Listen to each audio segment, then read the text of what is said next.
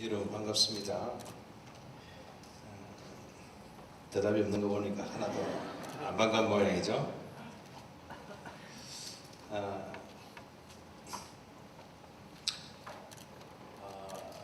제가 이때까지 살아오면서 참 삶에 대해서 후회를 한다든지 또는 참 아쉬움이 남다든지 또 뭘 했으면 참 좋을 뻔했다, 또 사람을 보고 부러워한다든지 뭐 그런 것이 별로 느끼지 못하고 살았습니다. 그렇다고 해서 그만큼 만족한 삶을 살았다 하는 것은 아니고요. 그렇지 못할지라도 다 하나님의 참 뜻 가운데 있다 이리 생각하고 모든 것을 받아들이고 이렇게 살아가고 있는데요. 그러나 그러한 가운데서도 한 가지 부러운 것이 있다면 제가 이 대학생 대회에 11년 전에 이렇게 한번 강사로 하고 이번에 또 11년 뒤에 이렇게 두 번째입니다. 근데 그때마다 오늘도 동일한 느낌이 드는데요. 나는 여러분 나이 때 뭘 했을까 이런 생각을 하면 여러분이 부럽기 참 짝이 없습니다. 예수 안에서 젊어서부터 예수를 믿고 또 예수 안에서 이렇게 비전을 가지고 대학 생활을 하고 살아가는 것이 그 얼마나 복된 것인가 하는 것을 여러분은 아마 잘 못 느끼실지 몰라요. 그러나 그 길을 가보지 아니한 저로서는 참 가볼 수도 없는 길이고, 그죠? 그렇다고 되돌릴 수도 없는 거 아니겠어요? 그냥 참 부럽기만 합니다. 여러분 신앙생활 열심히 잘 하시기 바랍니다. 얼마나 이게 큰 복인지 여러분 지나고 나면 아마 그렇게 동감하시리라 그렇게 생각이 되어집니다. 여러분 지금 입고 있는 티에 보면은 여러분 에베소서 2장 22절 말씀 영어로 된 말씀을 여러분 새기고 있는데요. In and in Him 이렇게 돼 있죠, 그죠? 힘이 누구예요? 예수 그리스도죠. 그래서 다른 영어 번역에는 in Jesus Christ 혹은 Christ Jesus 이렇게 번역을 하고 있습니다. 그래서 이 설교 제목을 여러분이 가지고 에베소서 2장 22절에 그 말씀을 한 구절씩 떼어서 이렇게 설교 제목을 잡았습니다. 나름대로 많이 고민을 한 것이에요. 자, 여러분 이렇게 메르스도 이기고 이렇게 올라오셨는데 뭔가 한 가지 도전을 받고 내려가야 되지 않겠습니까? 그죠? 죽음을 무릅쓰고 오신 거 아니에요. 나는 뭐 메르스 걸리면 죽겠노라 순결한 정신으로 오셨기 때문에 뭐 그걸 겁을 내서 못 오시는 분하고 좀 달라야 될 거 아니겠어요? 그래서 여러분 3일 동안 좀 힘드시더라도 하나님의 말씀을 잘 묵상을 하고 가시길 바랍니다. 네, 그 전에 제가 먼저 하나님 말씀을 우리 한번 찾아볼까요? 사도행전 10장 44절 한번 보겠습니다.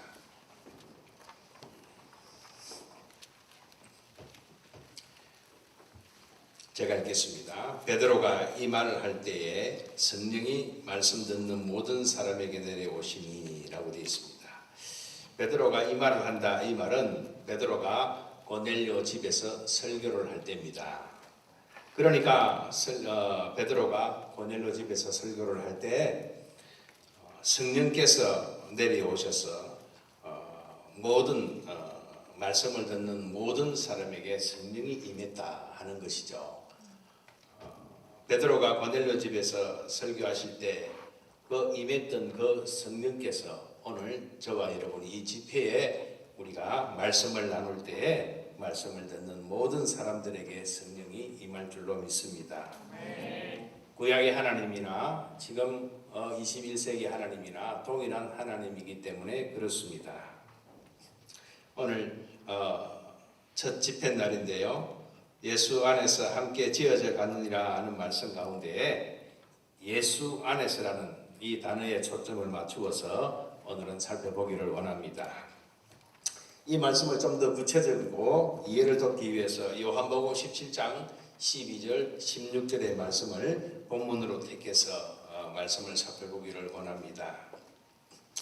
여러분 오늘 날씨가 다소 좀 덥기는 해도 참 날씨가 아름답습니다. 모든 것이 되살아나는 그런 느낌을 갖게 하는 하루였는데요. 그러나 우리가 뉴스나 신문이나 방송 보도를 접하면서 마음이 아픈 것은 세계 각곳이 아름다움보다는 피로 얼룩진 정말 아픈 모습들로 또 고통스러운 모습으로 드러나는 것, 참 보기에 저희들의 마음이 저려움을 느낍니다. 전쟁이죠.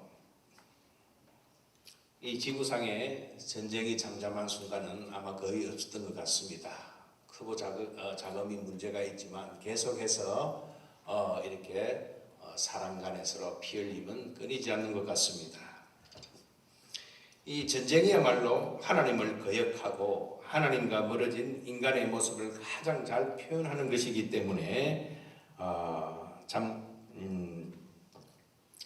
안타까운 마음이 더욱더 하는 것 같습니다. 아마 여기 우리 이 학생들은 좀 취향이 다르겠습니다만은 저는 전쟁 영화를 좀 좋아하는 편입니다.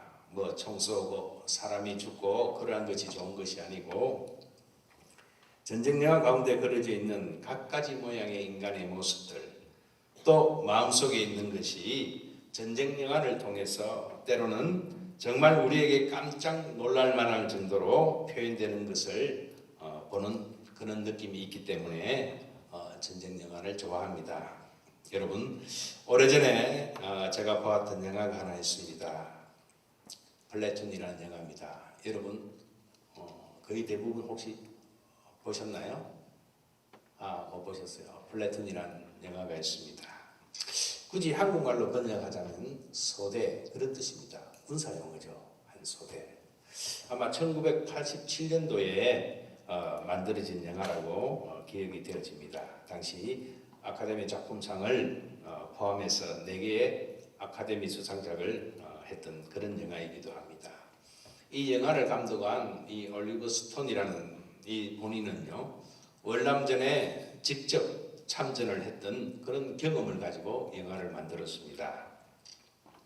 이 영화의 주된 교훈이 무엇인가 하면 그 영화를 통해서 이 감독이 말하는 바가 무엇인가 하면 어떠한 전쟁도 결코 정당성이 없다 하는 것을 말해주고 있습니다. 그런데 이 올리버 스톤 감독은 전쟁하고 아주 거리가 멀었던 한 젊은이 21살 아마 여러분 나이 또래 비슷한 것 같습니다. 21살의 대학생이었던 크리스라는 그런 젊은 청년을 이 영화에 등장을 시킵니다. 이 크리스는 유복한 가정에서 태어나서 정상적인 그런 성장을 한 젊은이였습니다. 그리고는 전쟁 가운데서 인생이 보여주는 그 무엇이 있을 것이라 하는 기대를 가지고 이제 근태감을 느끼게 하는 대학 생활을 잠시 접어두고 자진 입대를 합니다. 그리고 월남에 들어가게 되죠. 이 플래툰이라는 영화는요, 자진 입대한 크리스라는 대학생 출신 병사의 눈을 통해서 보여주는 그러한 전쟁 모습의 영화입니다. 이 병사의 눈에는 전쟁이 3가지가 있었습니다. 여러분, 전쟁은 한 가지 아닙니까? 근데 이 플래툰이 보여주는 영화는 3종류의 전쟁이 있습니다. 첫째는 베트콩과 월맹과의 전쟁이죠. 이것은 표면적으로 드러나는 전쟁입니다. 두 번째 전쟁은요, 아군 사이에 있는 전쟁이었어요. 참 희한한 전쟁이죠. 거기에 아주 대조적인 2 인물이 등장하는데요. 그 부대 안에 2 사람의 상사입니다. 이 크리스의 상사가 되는데요. 전쟁광, 전쟁밖에 모르는 상사가 한 명 있습니다. 아주 잔인하고 냉혈 인간의 사람인데 반절하는 그런 상사였습니다.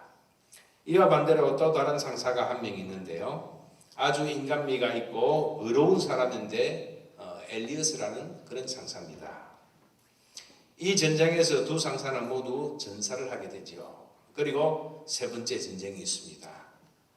자신이 평소에 느껴보지 못했던 전쟁인데요. 바로 크리스 자신 안에 있는 전쟁이었습니다.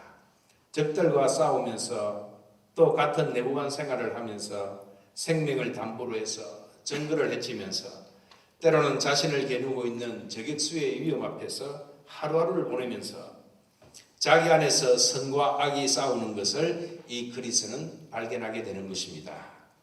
그리고 그는 부상을 입고 마지막 전선을 떠나게 됩니다. 이제 헬리콥터에서 자신이 싸웠던 정글을 바라보면서 그가 독백하는 내용인데요. 여러분 한번 들어보십시오. 이제 다시 돌이켜보면 우리는 적군과 싸우고 있었던 것이 아니라 우리끼리 싸우고 있었습니다. 결국 적은 자신의 내부에 있었던 것이었습니다. 이제 나의 전쟁은 끝났으나 그 전쟁은 내 남은 평생 동안 내 속에 남아있을 것입니다. 그리고 엘리어서 상사도 반저 상사도 여전히 싸우며 평생 동안 내 영혼을 사로잡을 것입니다. 가끔씩 내가 그 두 사람을 아버지로 하여금 태어난 아기 같은 느낌도 듭니다. 그러나 그 이후에 어찌되었든 거기서 살아남은 자들은 그 전쟁을 다시금 상기해야 할 의무가 있으며 우리가 배운 것을 남들에게 가르쳐주고 우리들의 남은 생명을 이것이 이제 이 영화의 마지막 메시지가 됩니다. 나의 남은 생명을 다 바쳐서 생명의 존귀함과 참 의미를 발견해야 할 의무가 있는 것입니다. 이렇게 독백을 하는 그런 장면이 나옵니다. 저는 생명의 존귀함과 참 의미를 발견해야 할 의무가 있다는 이 메시지를 저는 저와 여러분 우리의 삶에 적용하기를 원합니다. 그리고 본문과 연결시키기를 원합니다. 여러분 힘들고 어려울수록 전쟁을 치르는 것 같은 하루하루를 살아가는 동안에 빼앗기지 말아야 할 것이 바로 생명의 존귀함입니다. 우리 한 사람 한 사람 인생이 하나님의 관심과 사랑 가운데 이 세상 어떤 피조세계하고도 바꿀 수 없는 너무나도 아름답고 참으로 위대한 하나님의 작품이고 또 하나님께서 예수 그리스도의 핏값 주고 산 이 세상 무엇하고도 바꿀 수 없는 하나님의 것이라는 사실을 우리는 한시도 잊어서는 안 될 것입니다. 그것이 예수님께서 십자가 지시기 전날 밤 다락방에서 제자들을 가르치면서 특별히 요한복음 17장 예수님의 기도 가운데서 나타나고 있는 그런 메시지입니다. 교훈입니다. 오늘 참고한 본문은 요한복음 7장 12절부터 16절은 이제 제자들이 어떤 상태에 있는지를 다시 한번 확인해 주고 있습니다. 예수님께서 십자가에서 치르신 큰 전쟁은 이제 끝이 날 것입니다. 죄와 죽음과 율법과 마귀를 대적하는 싸움에서 예수 그리스도께서는 십자가를 지심으로 모든 것을 승리케 하셨습니다. 그 예수님은 이제 하나님 아버지께로 떠나시게 됩니다. 그러나 제자들은 어떻습니까? 여전히 이 세상에 남아야 합니다. 하나님 아버지께로 주님 올라가실 때 그 제자들을 함께 데리고 올라가시면 얼마나 좋겠습니까? 그러나 주님은 부활하시고 승천하시지만 제자들은 여전히 이 세상에서 살아야 합니다. 그러면서 제자들이 생각해야 할 것은 이제는 제자들 한 사람 한 사람이 세상을 대항해서 싸워야 한다 하는 것입니다. 세상을 정복해야 된다는 것입니다. 세상을 이겨야 하는 것입니다. 그러나 그들의 힘만으로 되어지지 않는다는 것을 우리 주님은 잘 알고 계셨습니다. 그래서 오늘 본문 예수님의 기도 내용은요, 세상의 악에 빠지지 않고 끝까지 세상에서 승리해서 예수님께서 이 땅에 계시는 동안 하시던 일을 그들도 이어서 할 수 있도록 하나님께서 그들에게 힘을 주시고 보존시켜 주시고 지켜주시기를 원하나이다 하는 기도였습니다. 예수님께서 이 땅에 계시는 동안 하시던 그 일을 이제 주님은 올라가시고 안 계시지만 제자들이 이 세상에서 주님이 하시던 그 일을 계속해서 하기를 원한다 하는 그런 기도의 내용이죠. 그래서 그 일을 이어서 할 수 있도록 하나님께서 그들에게 힘을 주시고 그들을 지켜주시기를 원합니다 라는 기도의 내용입니다. 그것이 오늘 우리들이 읽었던 본문의 내용이죠. 그래서 오늘은 특별히 주목해야 할 단어들이 세상에 속하지 않았다, 바로 그런 단어입니다. 14절과 16절에 두 번 반복이 되고 있습니다. 세상에 속하지 아니하였다. 이 말은 다른 말로 표현하면 오늘 여러분이 읽고 있는 그 글귀에 있죠. In Christ Jesus예요. 예수 안에 있다 하는 것이죠. 예수 안에 있느냐, 예수 밖에 있느냐, 세상에 속했느냐, 그렇지 않느냐, 동일한 의미 아니겠어요?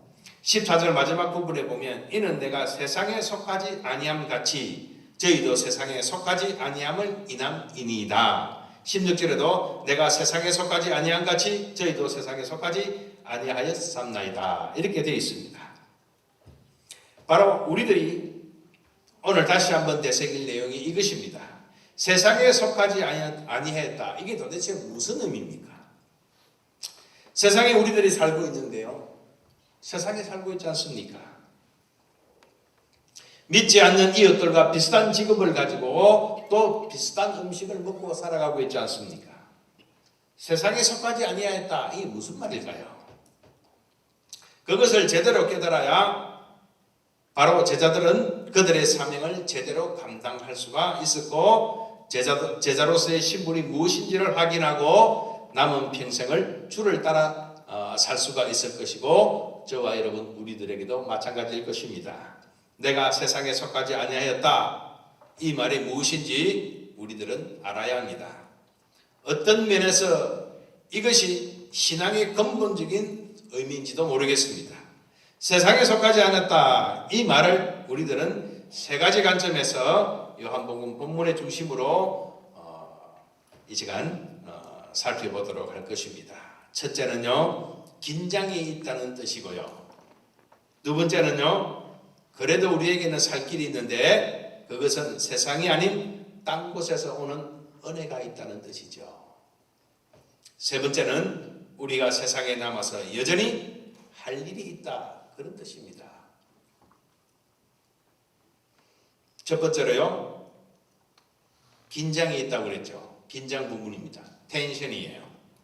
세상에 속하지 아니했다. 이 말은요, 세상과의 긴장 관계가 지금도 계속되고 있다. 이런 뜻입니다. 달리 표현하면요, 영적인 싸움이 계속되고 있다. 이런 뜻이죠. 그렇게 표현해도 큰 무리가 되지 않을 겁니다. 실제로 영적 긴장을 체험하면서 삽니다. 이것은요, 단순히 교리적인 문제가 아닙니다. 오늘도 여기까지 여러분 올 때는 말이죠, 우리가 그냥 습관적으로 나온 것이 아니지 않습니까? 한 주간 사는 동안에 많은 어려움도 있고 고통도 있고 아픔도 아마 있었을 것입니다. 그럼에도 불구하고 이 자리에 나오게 된 것은 다른 것으로 여러분 설명할 수가 없는 것입니다. 단 하나 표현을 하자면 세상에 속하지 아니하였기 때문에 그렇습니다. 예수 안에 있기 때문이죠. 무엇이 여러분들을 그렇게 피곤한 몸을 이끌고 이곳까지 오게 하셨습니까? 여러분, 뭐 여기 오시면 재미가 있습니까? 네? 뭐 교회 재미 보러 다니십니까? 영화 보는 것보다 재미없잖아요. 그죠? 여기는 팝콘도 못 먹고 콜라도 못 마시고 그죠?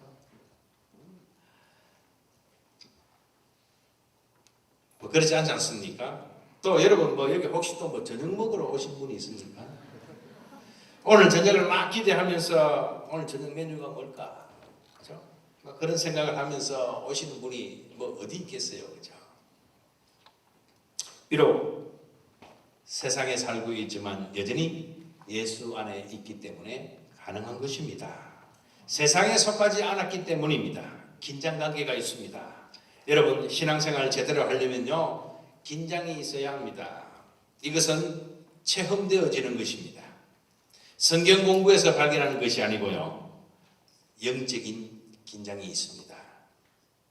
왜요? 우리는요 이미 세상에 속하지 아니했기 때문에 그렇습니다. 뭔가 선이 그어져 있습니다. 보이지 않지만 선이 그어져 있어요. 그런데 우리가 세상에 속하지 아니하는 것을요 어떻게 할 수 있습니까? 보이지 아니한 선이 분명히 그어진 것 같은데 우리가 세상에 속하지 아니한 것은 분명한 것 같은데 어떻게 할 수 있을까요?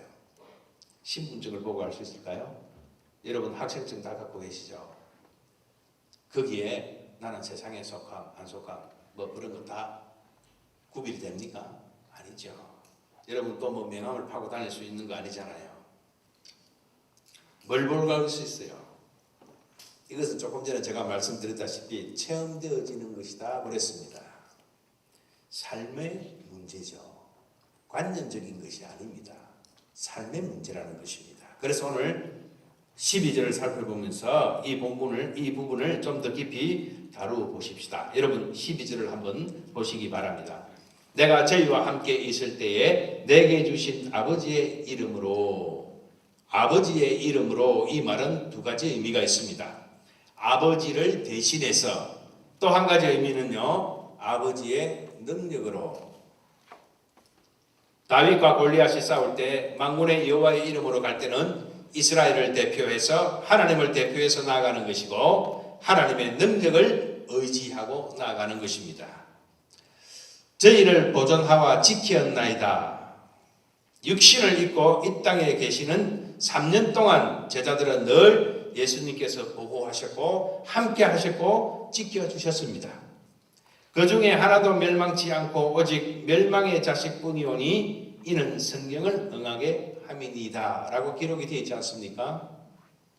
그런데 예수님하고 3년 동안 같이 함께 했던 제자들 가운데 한 명이 멸망의 자식이에요. 누굽니까? 네? 한 사람밖에 모릅니까? 대답하기 싫고 막 배는 부르고 이제는 졸리기도 하고 뭐 말씀 심하고 빨리빨리 하고 끝내라 이 소리입니까? 누구예요? 끝까지 대답 안 하고 버티기. 누구예요? 아론 유다지요. 뭐 어감이 좋지 않습니다. 멸망의 자식이라니까 어감이 좋지 않습니다만 이거는 히브리적 관용어법입니다. 그러니까 이 사람의 성품이나 상태나 성격을 이야기할 때 그렇게 표현하기도 합니다. 진노의 자식 그럴 때는 진노를 받기에 마땅한 사악한 죄악된 그런 의미인 것과 마찬가지로 그러한 의미가 있고요. 또 한 가지 또 멸망의 자식 이 말은 스스로 멸망의 길을 택한 자신이 자신의 운명을 결정해서 멸망의 길로 가기로 스스로 결정한 그런 의미입니다. 그러니까 하나님께서 아예 가룟 유다를 처음부터 멸망받도록 예정했다. 칼빈은 그렇게 해석하지 말라고 그랬습니다. 그러면서 우리는 하루하루 살아가는 동안 짓는 모든 죄악들도 하나님이 다 예정했다. 그렇게 기계적으로 해석해서는 안 된다는 것이죠.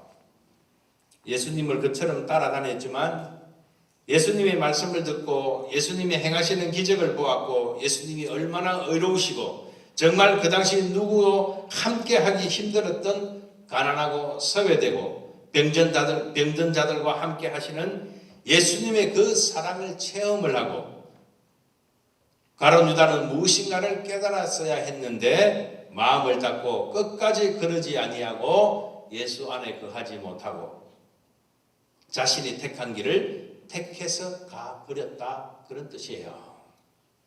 그래서 그런 의미에서 멸망의 자식입니다. 성경을 이루게 하려 함이나 이 말을 기계적으로 너무 해석해서는 안 될 것입니다. 이미 다윗의 시편 4편 19절에 보면요. 나의 신뢰하는 바 내 떡을 먹던 나의 가까운 친구도 나를 대적하여 그 발꿈치를 들었나이다 라고 말씀을 하고 있습니다. 이처럼 다윗이 고백한 것처럼 언제든지 아주 가까운 자 사이에서도 배신이 일어날 수 있고 변질될 수 있다. 그런 뜻으로 해석을 해야 하는 것이죠. 하나님께서 아예 가룟 유다를 완전히 멸하기로 작정하셔서 그렇게 되었다. 그렇게만 생각하시면 잘못된 것입니다, 여러분. 그래서 우리가 운명론을 때로는요, 자신이 아무런 의지를 작동하지 아니하고 그냥 수동적이고 게으른 신앙을 하는 사람은 늘 그렇게 불필요한 예정론을 해석을 합니다. 하나님께서 알아서 이미 다 하셨다. 가만히 있으면 어찌 되겠지 그렇게 생각하잖아요. 절대로 어찌 되지 않습니다. 멸망하는 것 외에는요. 물론 큰 그림 가운데서는 우리가 하나님의 섭리를 다 이해할 수는 없지만 이 본문은 최소한 그런 것은 아닙니다. 무엇을 의미하는가 하면 예수님을 따라다니고 가장 가까이 있었지만 가룟 유다는 세상에 속한 사람이었다. 그런 뜻이에요. 따라다녔지만 예수께 속하지는 못하고 다른 제자들과 더불어서 하나님께 속하지 못하고 세상에 속했다. 그러면 더 쉽게 우리가 설명을 할 수 있습니다. 세상에 속했다, 멸망의 자식이다. 이게 무슨 뜻인가 하면 멸망, 죽음의 세력 앞에 지배를 받는 것을 말합니다. 다시 말씀드리면 세상에 속했다는 말씀은 세상의 풍조와 세상의 정신과 세상 사람들이 사는 삶의 원리와 또 방식을 따라서 맹목적으로 따르는 것을 의미합니다. 세상에 속하지 않는 사람은요, 예수 안에 있는 사람은요, 그렇게 하고자 하는 유혹이 있다 하더라도 때로는 가끔씩 넘어지기도 합니다. 그런데 불편해서 그렇게 지속적으로 살 수가 없는 것이에요. 제가 조금 전에 세상에 속했다, 속하지 않았다 하는 것은요, 관념이 아니고 삶이라고 그랬습니다. 요한일서 2장 15절 16절에는요, 세상에 속했다는 그 부분을 달리 표현하고 있습니다. 요한일서 2장 15절 16절입니다.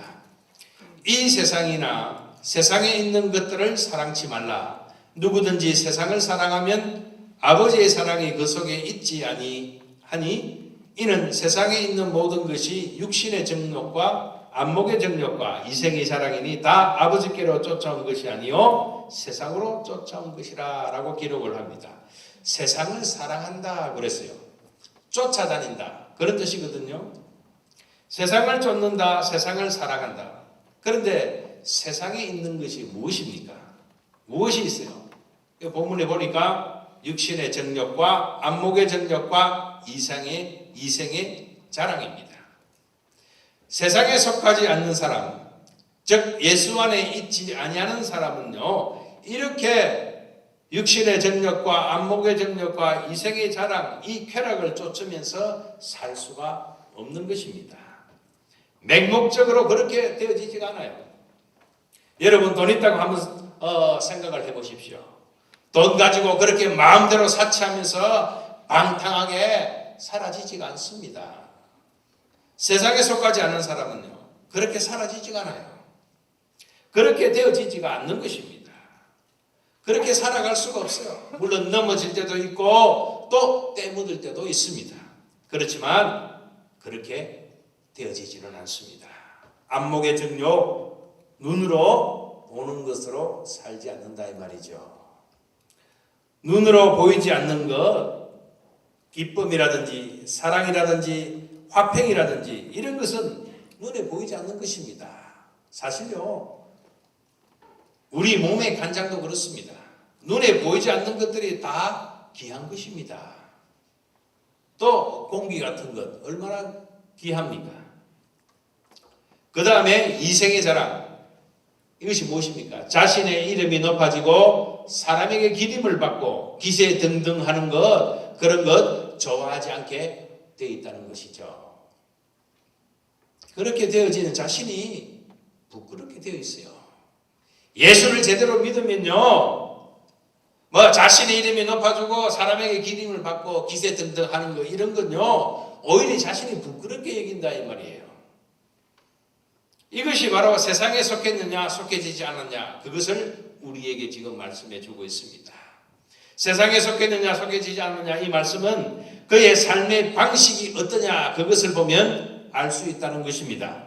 좀 더 구체적으로 그가 시간이 있을 때, 재물이 있을 때, 다른 사람보다 좋은 재능이 있을 때 어떻게 사용하는가 하는 것을 보면 알 수 있다는 것이죠. 그것입니다. 어디를 쫓아가는가, 그것을 보면 알 수 있다는 것입니다. 긴장이 계속됩니다. 오늘 본문 보니까 미워한다라는 표현이 있습니다. 14절에 뭐라고 되어 있습니까? 내가 아버지의 말씀을 저희에게 주었사오매 세상이 저를 미워하사오니. 내가 아버지의 말씀을 저희에게 주었사오매 세상이 저를 미워한다. 세상이 우리를 미워하는 이유가 하나님의 말씀이기 때문이죠. 이는 내가 세상에 속하지 아니한 같이 저희도 세상에 속하지 아니함을 이남이다. 여러분 이 말씀은요 자세히 한번 묵상해 보십시오. 어려운 말씀이 아닌데요. 세상에 속하지 아니하면 어쩐다고요? 미움을 받는다. 그죠? 세상에 속하지 않으면 미움을 받는다고 그랬어요. 그러니까 칭찬받고 신앙생활 하기가 쉽지 않다는 것입니다. 긴장이 있습니다. 왜 미워할까요? 예수를 잘 믿는데 왜 미워할까요? 세상에 속하지 않기 때문에 그렇습니다. 예수 안에 있는 사람은요, 세상 사람들과 똑같은 그런 상황을 만나면서 살아갑니다. 예수 믿는다고 해서 어려움 안 당하는 거 아니잖아요. 예수 믿는다고 해서 세상 사람들이 추구하는 거 그런 거 뭐 다 손 놓고 살아갈 수 없는 거 아니겠어요? 세상 사람들과 예수를 믿어도 세상 사람들과 똑같은 어떤 상황에 처할 수 있고 똑같은 고민을 만날 수 있고 똑같은 사건에 부딪힐 수 있습니다. 그러나 그것을 푸는 방식이 예수 믿는 사람들은 달라야 한다는 것이죠. 푸는 방법이 달라야 되잖아요. 예수 안에 있는 사람은요 이처럼 삶의 방식이 다른 것입니다. 가치관이 다릅니다. 그러니까 예수를 잘 믿으면 옆에 있는 사람이 부담스러워합니다. 참 신기하죠. 세상에 속하지 않으니까 미워하는 것이죠. 성경을 보면 잘 알 수 있습니다. 아벨의 제사가 하나님 앞에 연락되니까 가인은 결국 아벨을 어떻게 했습니까? 쳐 죽이지 않았습니까? 아벨이 가인에게 무슨 해코지를 했습니까? 뭐 잘못한 거 있습니까? 뭐 돈을 떼먹었습니까? 그런 거 없다 이 말이죠. 어떻게 됐어요? 부담스러워하는 것이에요. 견디지를 못하는 것입니다. 다윗이 사울에게 해코지를 했습니까? 그렇지 않아요.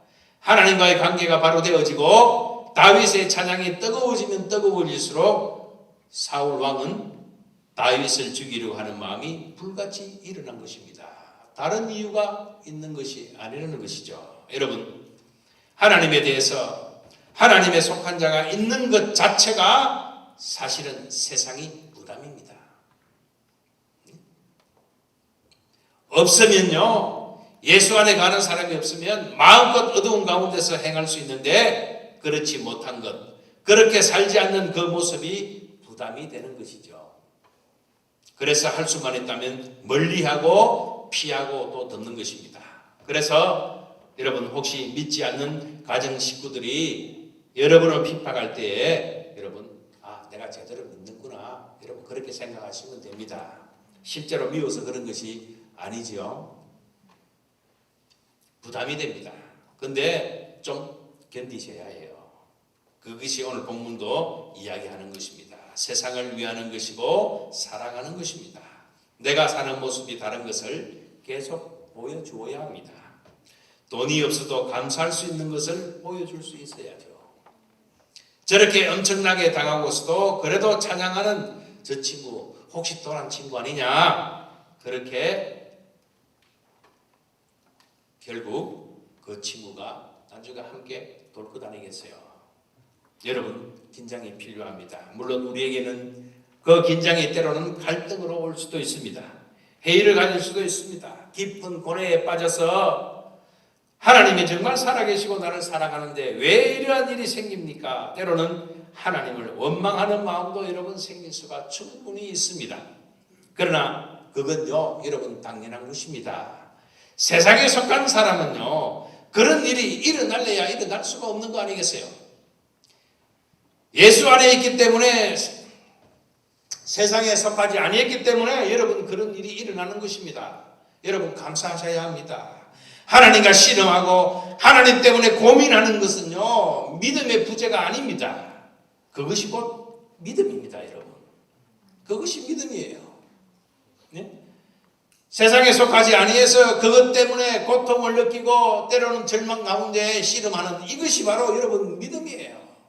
뭐 믿음이라고 해서 그냥 뭐 척척 내 맘대로 되어지고 뭐 장님이 눈을 뜨고 물이 포도주가 되는 걸 여러분 그런 것만 믿음이라고 생각하십니까? 여러분 세상에 속하지 아니했기 때문에요 긴장이 생기는 것입니다. 갈등이 있는 것입니다. 여러분 예배 드려야 할 시간에 예배 드리지 못하는 부담이 생길 것입니다. 믿지 않는 사람들은요 느끼지 못하는, 그죠? 말로 표현할 수 없는 답답함이 그들에게 있습니다. 무엇으로 이 답답함을 해결해야 할지 그들 자신도 모릅니다. 세상에 속한 사람은, 예수 밖에 있는 사람은요. 그러니까 뭘로 채웁니까? 허전한 마음을 자꾸 다른 것으로 채우는 것이죠. 결국 채울 길이었구나 해서 택하는 길이 멸망의 길을 택하는 것입니다. 못 먹어서 굶어 죽는 사람도 있겠지만요. 많이 가지고 정말 세상 부를 것이 없을까지 다 갖춘 사람이 자살을 하고 죽고 하는 이유는요. 거기에 있는 거 아니겠어요? 이 마음의 허전함, 영적인 이 허무함을 세상 것으로 채우려고 하다 보니까 채울 수가 없는 것입니다. 그래서 결국 세상을 떠나고 맙니다. 그것이 세상에 속하지 않는 자들의 세상에 속한 자들의 마땅한 그들의 모습이죠. 두 번째 오늘요. 본문 여러 군데서 표현해 주는 것이 무엇입니까? 세상에 속하지 않는 자들은 세상의 것으로 살아갈 수 없다는 것입니다. 세상에 속하지 않는 자들은 세상의 것으로 살아갈 수 없다. 그러면 하늘의 것으로 위로부터 나는 것으로 살아가야 될 인생이라는 것입니다. 그래서 두 번째 메시지는요. 여전히 우리는 하나님의 보호가 필요한 인생입니다. 하나님의 은혜가 필요합니다. 긴장 가운데서 우리들이 그나마 신앙을 유지하고 이렇게 사는 것입니다. 섬기면서 살 수 있는 것이 하나님께로부터 오는 것입니다. 하나님께서 지켜주시기 때문에 가능한 것입니다. 그래서 보전이라는 말이 11절에도 나오고 12절에도 나오고 15절에도 연속해서 계속해서 나오는 것입니다. 여러분 특별히 15절을 여러분 다 같이 한번 보실까요? 내가 비옵는 것은 저희를 세상에서 데려가시기를 위함이 아니요 오직 악에 빠지지 않게 보존하시기를 위함이니이다. 예수님 기도를 조금만 좀 다르게 하셨으면 얼마나 좋았을까요? 내가 비옵는 것은 내가 갈 때 저희도 함께 데려가기를 원합니다. 그죠?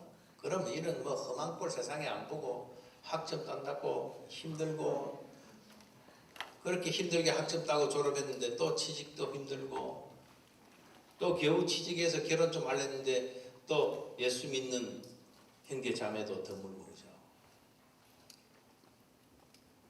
고통의 연속 아니겠어요? 그럴 바에는 주님 내가 비옵는 것은 저희를 세상에 데려가기를 원함입니다. 위함입니다. 했으면 얼마나 좋겠어요. 천국하면요. 그러나 데려가기를 위함이 아니요 오직 악에 빠지지 않게 보전하시기를 위함이다. 악에 빠지지 아니하도록 우리를 지키기를 원한다. 이렇게 주님이 기도를 하셨어요.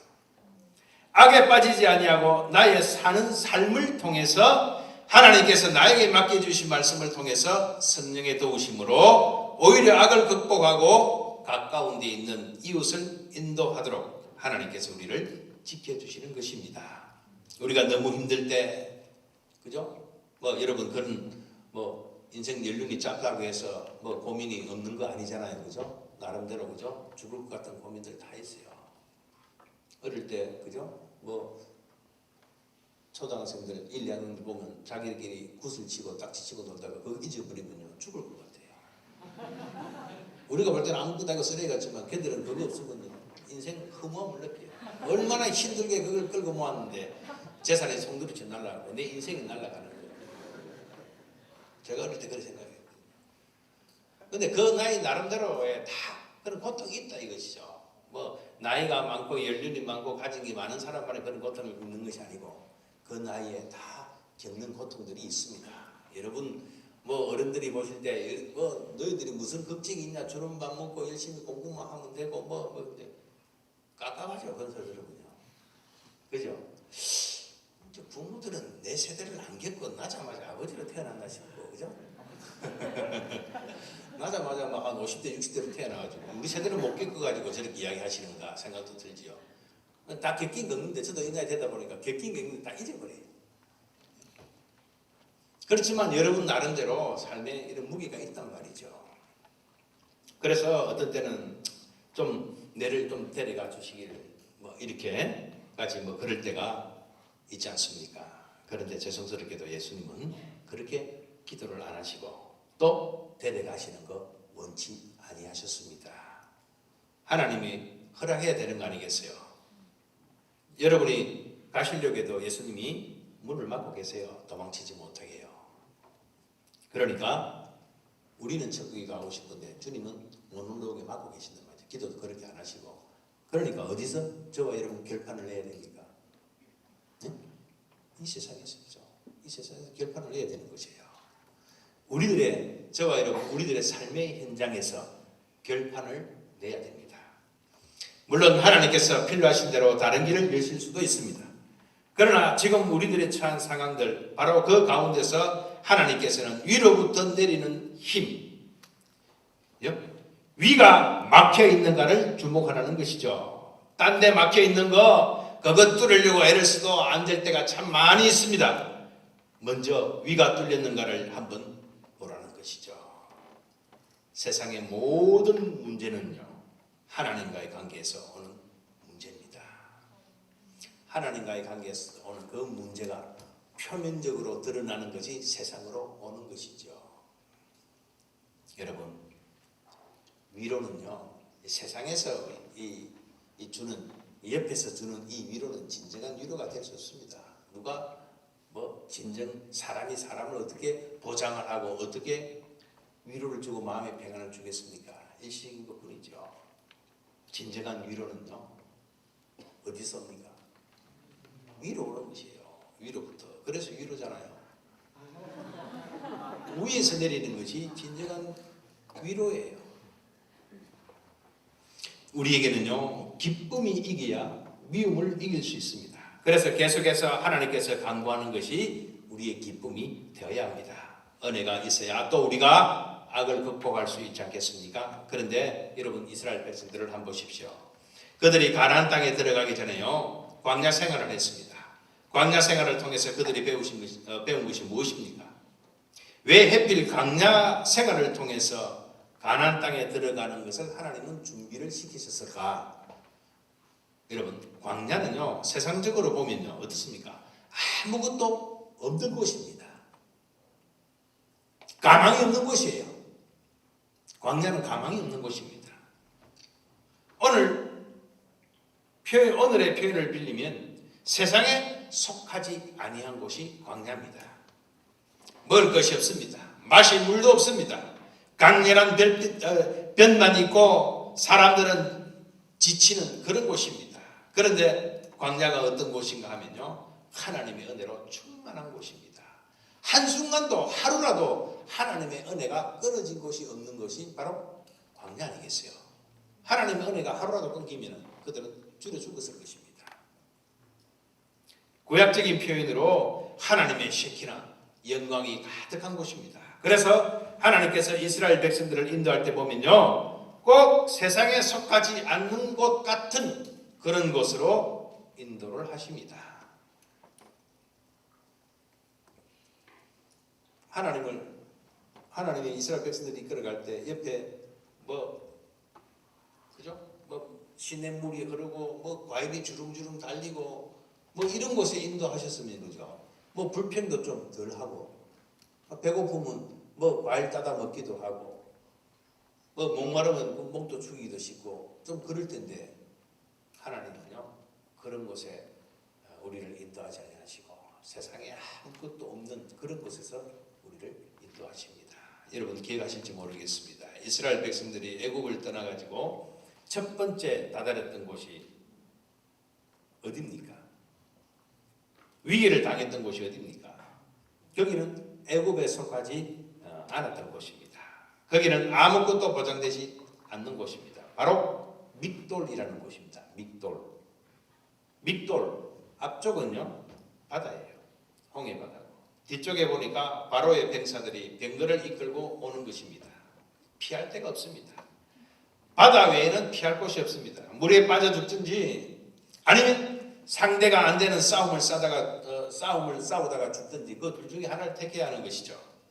하나님께서는 믹돌로 이스라엘 백성들을 몰고 가셔서 세상에 속하지 않았지만 위로부터 내리는 능력이 있으면 바다가 갈라져서 길이 된다는 것을 보여주셨습니다. 그것이 바로 믹돌의 체험입니다. 홍해가 갈라지는 것을 그들은 보았고 체험을 했습니다. 그리고 나서 첫 번째 진을 짓던 곳이 신광야 아닙니까? 세상에 속하지 않은 곳입니다. 먹을 것이 없어요. 이스라엘 백성들이 원망하고 슬슬 마음에 불을 일으키기 시작했습니다. 그때 하늘에서 내려온 것이 무엇입니까? 만나지요. 여러분, 만나는 언제 주십니까? 식사하고 간식으로 주시는 것이에요? 그럼요. 먹을 것이 없을 때 주시는 거 아니겠어요? 창고에 가득 곡식을 쌓아놓고 사는 사람에게 만나는 큰 의미가 없는 것입니다. 만나는요, 광야의 음식입니다. 세상에 속하지 않는 자들이 먹고 사는 것이죠. 예수 안에 거하는 사람들이 먹고 사는 것입니다. 그것이 만납니다. 좀 더 갔더니 르비딤입니다. 그런데 마실 물이 없어요. 그때 물을 어디서 냅니까? 반석을 쳐서 물을 냅니다. 마실 물이 없는 곳에 가라고 지친 인생, 광야 같은 인생에서 반석인데 고린도전서 10장에 보니까 그 반석을 그리스도라 그렇게 표현을 했습니다. 예수 그리스도에게 진정한 힘이 있고 생수 대신 그리스도께 진정한 평안이 있음을 바로 출애굽의 그림을 통해서 우리에게 보여주는 것입니다. 광야는요 하나님의 것으로 충만한 곳입니다. 여러분 정말 우리가 잊지 말고 우리가 그렇게 살아야 합니다. 우리가 믿음을 가지고 산다고 하지만 세상에 있는 것 다 가지고 살지는 못합니다. 오히려 믿지 않는 이웃들이 훨씬 돈을 더 잘 벌고요. 좋은 차를 타고 큰 집을 짓고 그렇게 살지 않습니까? 좋은 대학 가고요. 때로는 믿는 가정에 우리들이 더 못난 것 같고 말이죠. 고통도 따르고 재난도 따르고 그럽니다. 그럼에도 불구하고 정말 광야 같은 세상에 속하지 않는 것 같은 그런 하루하루를 산다 할지라도 그래도 우리가 확신을 가지고 승리의 확신을 가지고 살아야 될 이유가 무엇입니까? 그것은 바로 우리는 하늘에 속한 자다. 그거 아니겠어요? 예수 안에 거하는 자다.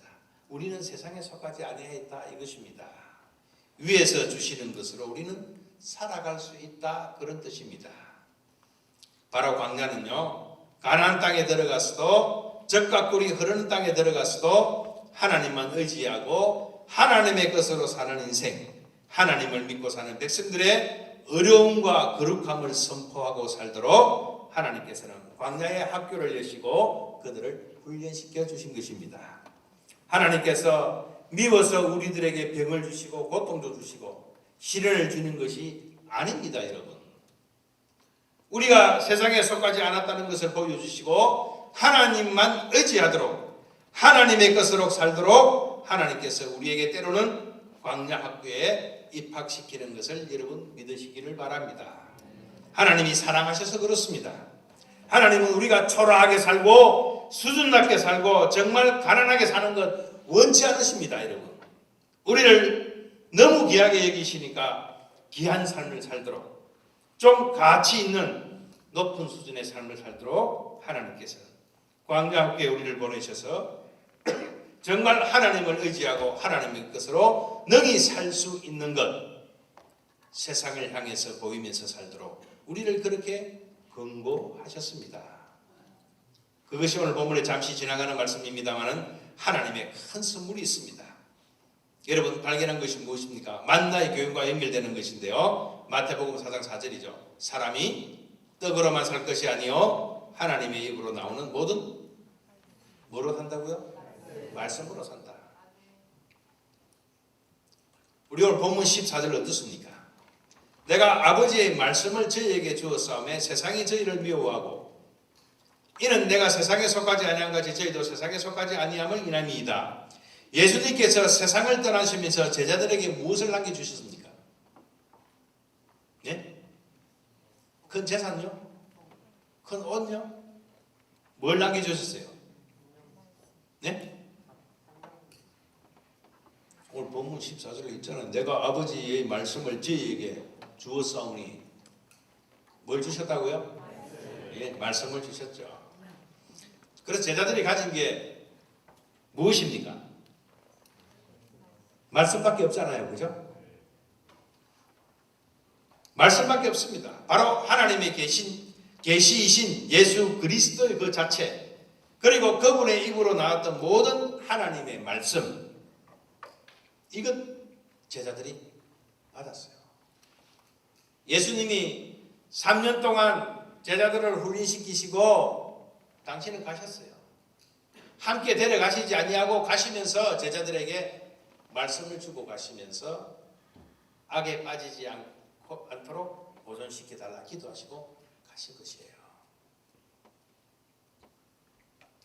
이제 제자들은요, 떡으로만 사는 인생이 아니라 하는 것을 알았습니다. 세상에 속하지 않았다는 것은요, 항상 무엇과 가까이 사는 것입니까? 무엇을 붙들고 살아야 합니까? 하나님의 말씀을 붙들고 사는 것입니다. 왜 말씀이 필요합니까?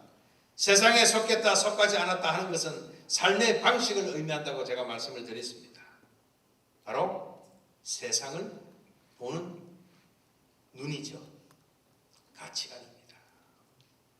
무엇이 귀하고 무엇이 중요하고 무엇이 가치 있고 무엇이 의미 있고 그것을 분별하는 눈. 여러분 지금 그런 분별하는 눈이 여러분에게 있어야 합니다. 그래야 인생이 달라져요.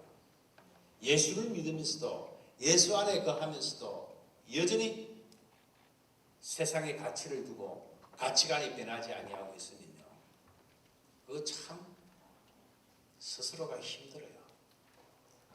여러분 지금 가치관이 변해야 합니다. 예수 믿는 이유가 무엇입니까?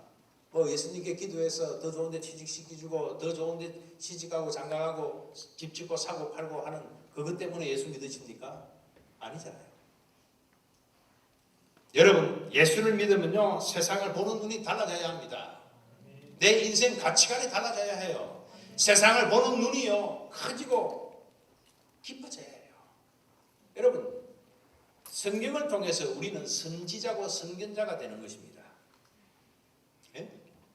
선지, 선견 무슨 말입니까? 먼저 알고 먼저 보는 사람이에요. 무엇을 통해서요? 성경을 통해서죠. 성경을 통해서 우리의 과거도 알 수 있고 성경을 통해서 우리의 미래도 알 수 있고 성경을 통해서 인생의 참 가치가 무엇인지를 알 수 있고 우리 인생에 있어서 삶의 우선순위를 정할 수 있다 이것이죠. 지금 그런 게 되지 아니하면요, 여러분 지금 이렇게 젊었을 때 예수 믿는 그런 메리트가 어디에 있습니까? 그죠?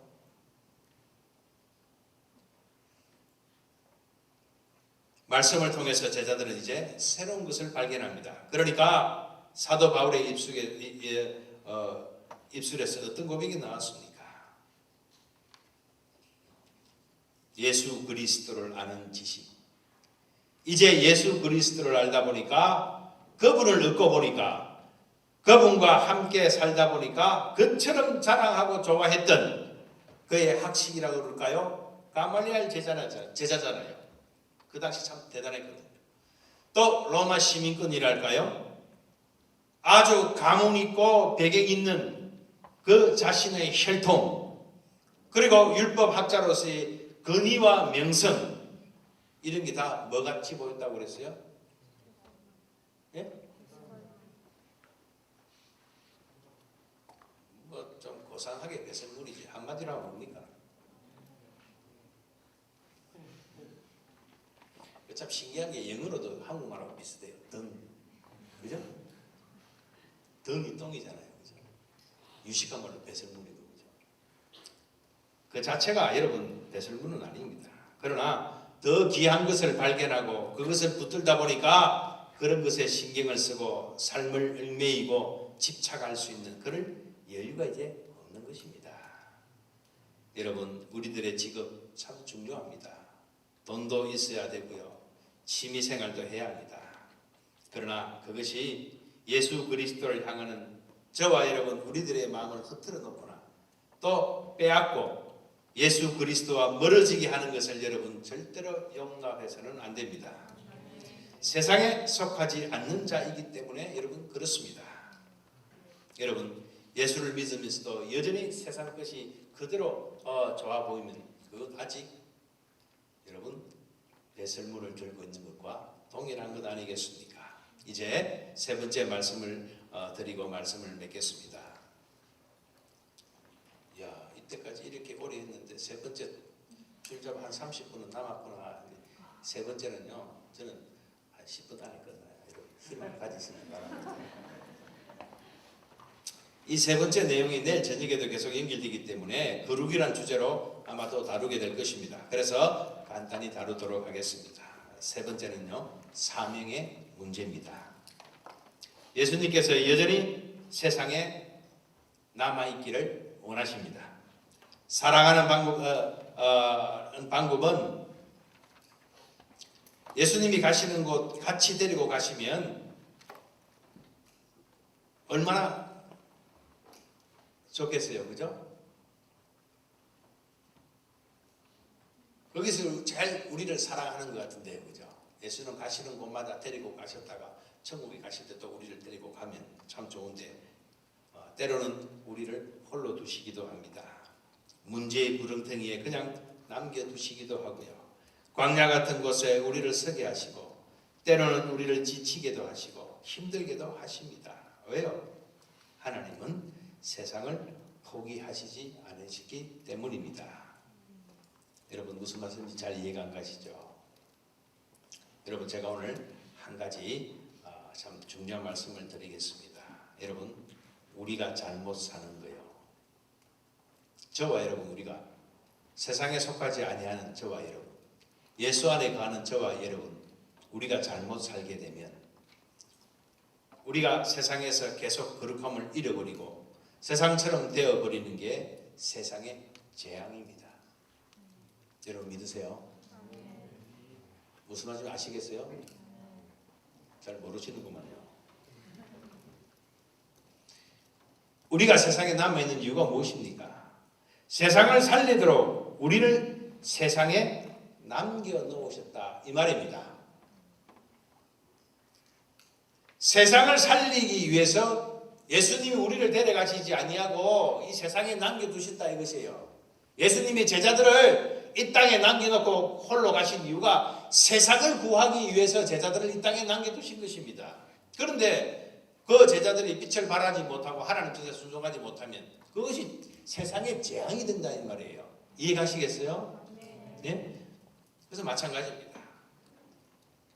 세상에서 뒷걸음치고 숨어서 세상 사람들 틈에 그냥 끼어가지고 남들이 사기칠 때 같이 사기치고 남들 거짓말할 때 같이 거짓말하고 그러는 것이 세상에는 재앙이다 이 말이에요.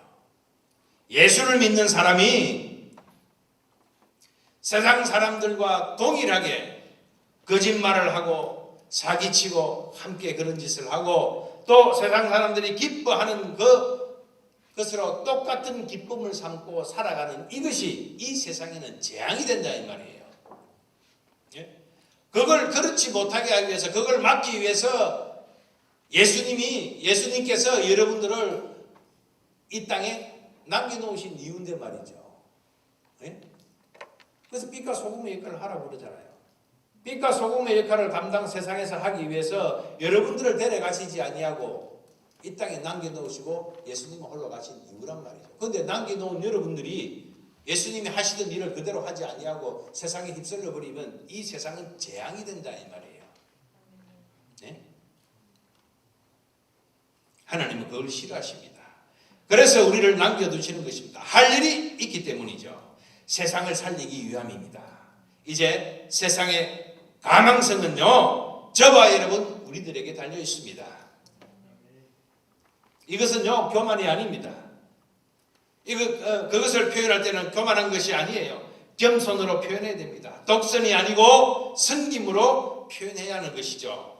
희생과 사랑의 수고가 뒤따라야 하는 것입니다. 여러분, 그리스도인이 잠잠하고 뒷걸음질치고 지죽은 듯이 그냥 엎드려져 있는 것이 세상의 재앙입니다. 전쟁보다 더 무서운 것입니다. 여러분 그렇게 생각하셔야 합니다.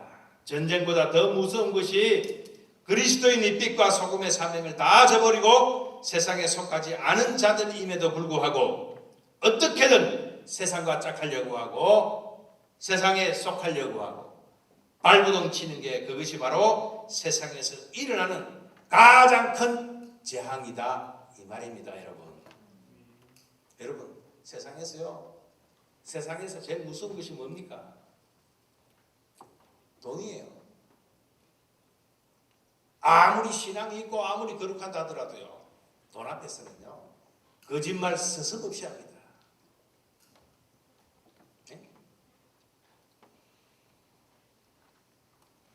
우리의 삶의 작은 영역에서부터 다시 일어서야 해요.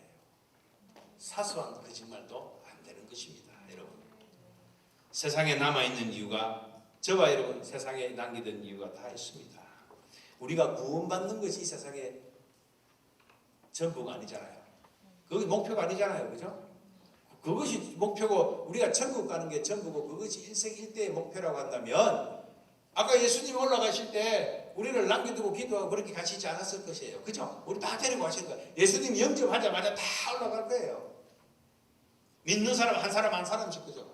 자고 일어나니까 이 친구가 예수 믿고 그냥 올라가고 아이고 이 친구 올라간 거 보니까 또 구원받았구나. 난 언제 받겠노?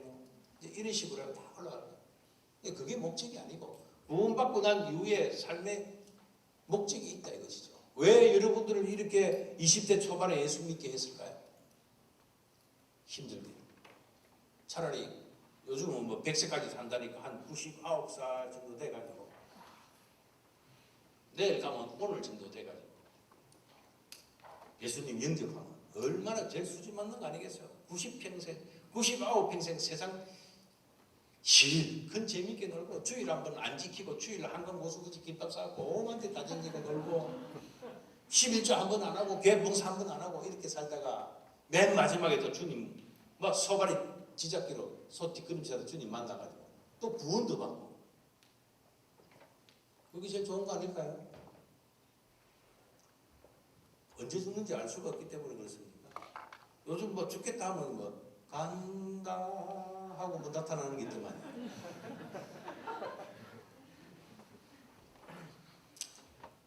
그 부끄러운 분이죠. 어릴 때부터 젊을 때부터 여러분 부르신 것은요 여러분에게 맡겨준 일들이 그만큼 많다는 것이에요. 네? 여러분의 사명이 크다는 것입니다. 예수님께서 나보다 너희들은 더 큰 일을 할 것이라 그랬습니다. 예수님보다 여러분들이 더 큰 일을 할 것입니다. 더 많은 일을 한다 이 말입니다. 예수님은요 베들레헴 그 지역에 오셔서 거기 나셔서 그 지역밖에 다니지 못하셨어요. 그죠? 그 지역에 있는 사람들밖에 복음을 못 듣고 그 가까운 있는 제자들에게만 가르치셨어요. 그러나 지금 어떻습니까? 성령께서 오셔서 우리가 지금 여기에 있지만 지구 반대편까지도 얼마든지 전도하고 선교하고 다 할 수 있잖아요. 그죠? 더 큰 일을 한다 이 말이에요.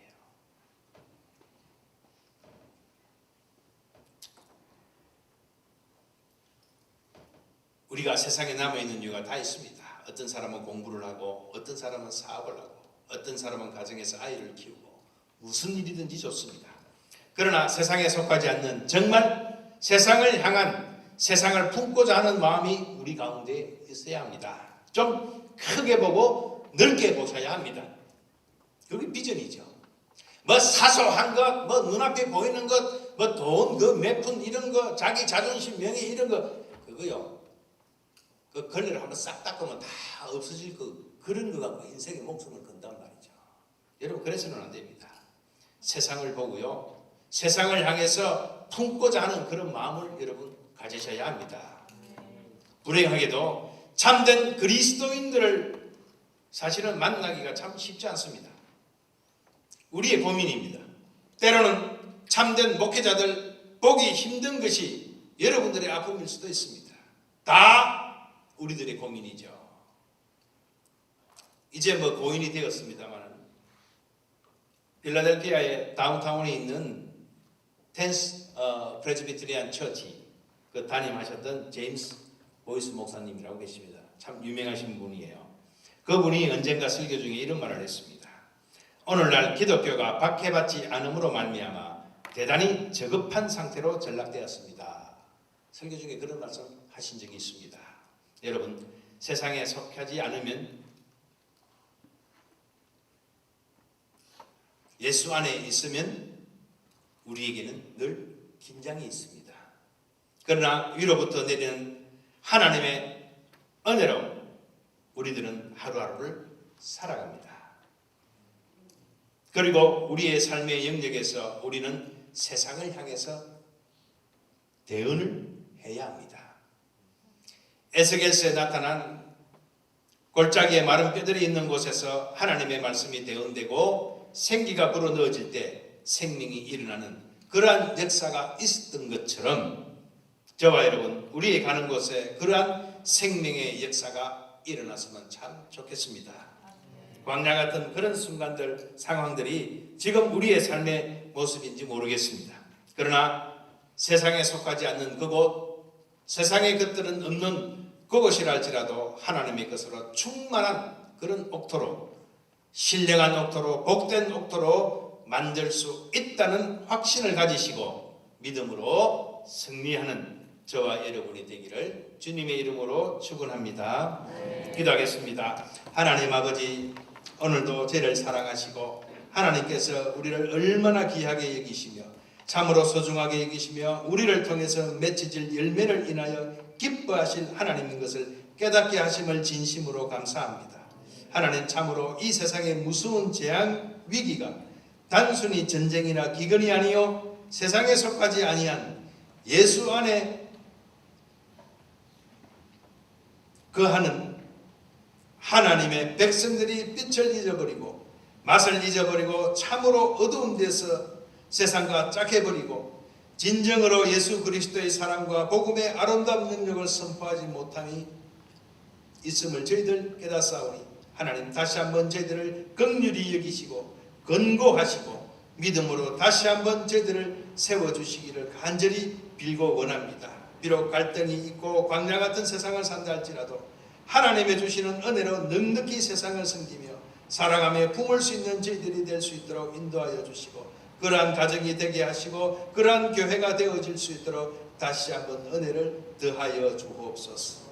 감사하고 예수님의 이름으로 기도합니다. 아멘.